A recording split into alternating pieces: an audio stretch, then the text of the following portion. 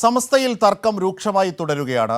ഉമർ ഫൈസി മുക്കത്തെ മാറ്റണമെന്ന ലീഗ് അനുകൂല വിഭാഗത്തിന്റെ ആവശ്യം തള്ളി സംസ്ഥാന നേതൃത്വം.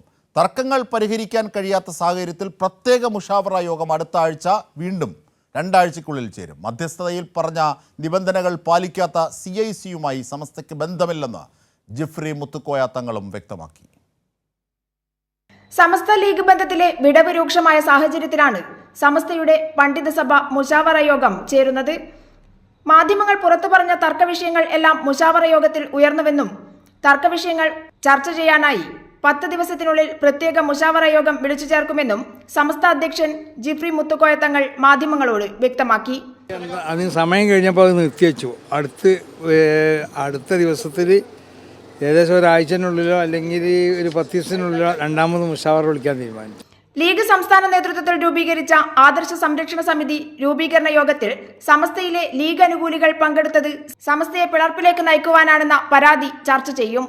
ഉമർ ഫൈസി മുക്കം സാദിഖ് അലി തങ്ങളെ വിമർശിച്ചതുമായി ബന്ധപ്പെട്ട് ലീഗ് അനുകൂലികൾ ഉമർ ഫൈസി മുക്കത്തെ പുറത്താക്കണമെന്ന് ആവശ്യപ്പെട്ടതും ചർച്ചയാവും.